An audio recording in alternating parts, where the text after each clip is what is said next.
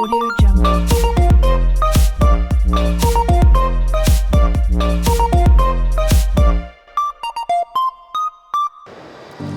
New TV Show программасы 33 суроо 3 мүнөт рубрикасы старт алды. Кызматыңыздарда мен Мейир Абдулдаева, саламатсыздарбы? Ал эми бүгүнкү биздин коногубуз өзгөчө. Бардыгыңыздарга белгилүү Web Global 11 сынагында эң башкы беттештен жеңүүчү аталган бүгүнкү биздин коногубуз Пазылов Мырзамидин. Саламатсызбы? Саламатсыздарбы? Бүгүнкү биздин берүүбүзгө кош келипсиз. Алгач эл менен амандашып алыңыз. Саламатсыздарбы?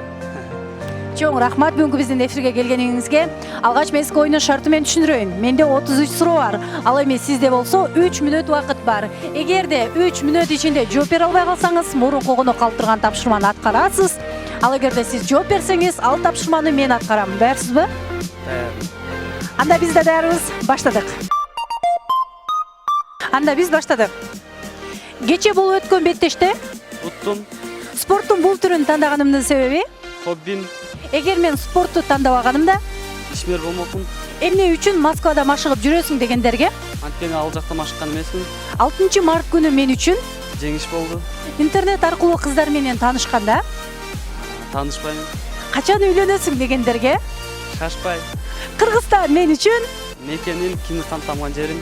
кийинкиси суроолор 6 мартта болгон беттеште сиз жеңдиңиз. Сезимдер кандай болду? Түйүнүч сезими болду. Эми кайсыл беттешке даярданып жатасыз? Азырынча белгисиз.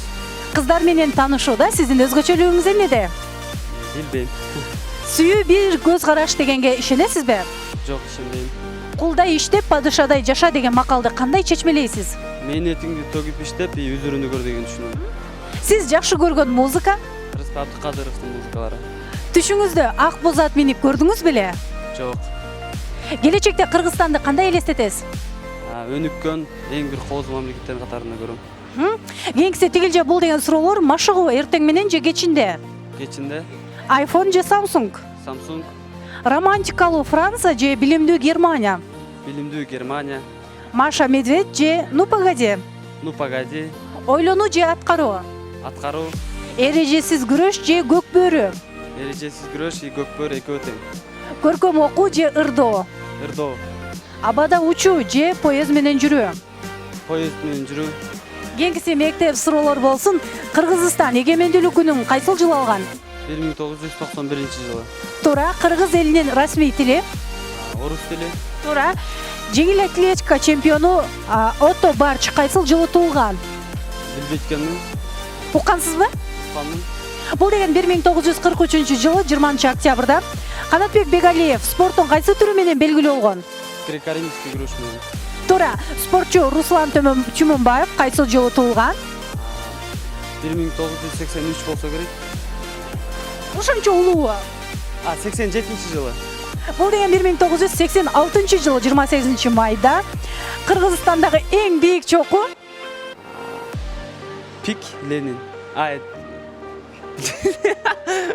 Жок, билбей эткенмин. эң бийик чоку. Жеңиш чокусу бул 8+5 40. Туура. Саакбай Каралаев деген ким болгон? Манасчы.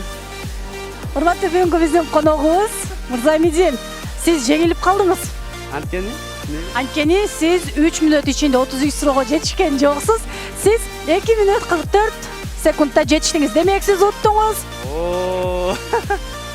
Билесиздерби, урматтуу телекөрүүчүлөр, ар бир келген спорт чөйрөсүндөгү мырзаларыбыз болобу, айымдарыбыз болобу, эмнегедир жеңишке жетет. Көрсө булар ыкчамдыкты жакшы көрөт экен. Сиз жеңишке жетем деп ойлодуңуз беле? Силер башында коркуп атканды ойлогон эмесмин. Жок. Бирок тилекке каршы жеңдиңиз. Бирок мен утулдум, урматтуу телекөрүүчүлөр. Алгач мурунку коногубуз калтырган тапшырманы көрөлү дагы. Кийин ал тапшырманы мен аткарам. Эскалатор бар го. Ылдый бараткан эскалатор менен өйдө чыгыш керек. Мынакей биз тапшырманы көрдүк, урматтуу телекөрүүчүлөр. Өтө оор тапшырма экен, бирок аткарганга аракет кылам. Ал эми мага ийгилик.